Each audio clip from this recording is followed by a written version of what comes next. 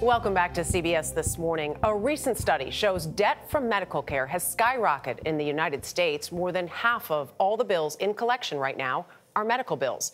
That means debt collectors have gotten involved. Our consumer investigative correspondent, Anna Werner, has been looking into this and joins us now. Anna, what have you learned so far? Well, Dana, a lot, actually. Think because you have a job, you won't wind up in bankruptcy or facing a lifetime of medical debt payments. You might, as the stories of two Americans illustrate so well. Florida resident Chad Kish's medical debt story began with severe pain from herniated discs in his neck last year. I really couldn't get out of bed for more than a few minutes. Doctors told the 39-year-old who runs his own small pest control business that he would need surgery. So he checked to make sure his insurance would cover it, then went ahead. The pain was excruciating. That was probably the most pain I've ever been through. But afterwards, he got stuck with a bill for a facility charge he says the insurance company refused to pay, $145,000. He says the hospital then demanded payments of $1,500 a month. I told him that can't happen. Can we go with something lower? And they said no, so I just stopped answering their calls.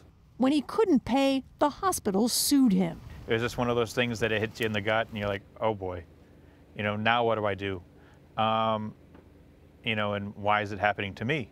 He's not alone. A new JAMA study finds medical bills are the largest source of American debt, with a record $140 billion in collections owed last year, nearly twice the previous estimate. It's all about the medical bills. Yeah, it's sort of a uniquely American phenomenon.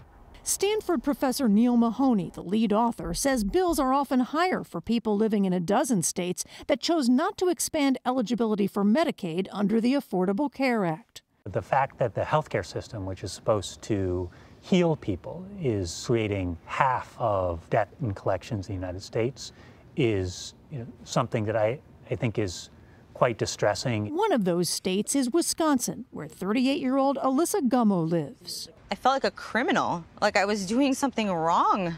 Last October, a man showed up at her front door in Kenosha with a court summons. She was being sued for unpaid medical bills. Did you ever think that you would be in the financial situation you're in because of medical bills? Never. It just makes me feel like a failure. This is when they were suing you? Yes. And it's the second time. Back in 2017, a $50,000 bill for hip surgery forced her into bankruptcy, despite having a full-time job. Middle-class Americans, we get the short end of the stick. It's not fair. This time, the single mom has a job that pays more, but not enough to pay new bills not covered by her high-deductible insurance plan. This is Lisa from AmeriCollect. I'm a debt collector. Debt collectors call day and night. She's now on a payment plan, but says the extra $193 a month bill often leaves her choosing between prescriptions and groceries. I sit at my computer and I try and, balance my bills, and I just want to give up. Back in Florida, Kish says he was able to negotiate his bill down with a self-pay discount, but is still on the hook for roughly $50,000. And now he'll be paying $125 a month until it's gone, which will take some 33 years. Very, very frustrating. And, I don't think I should be paying the amount that I have to pay. Well, keep in mind that study only looked at debt that was already in collections, so it's not the entire picture here. Data from the pandemic isn't reflected yet, and Mahoney says he expects that to be even worse. Now, if you have a story about you and your medical bills to tell us, email us at healthcosts@cbsnews.com. Tony?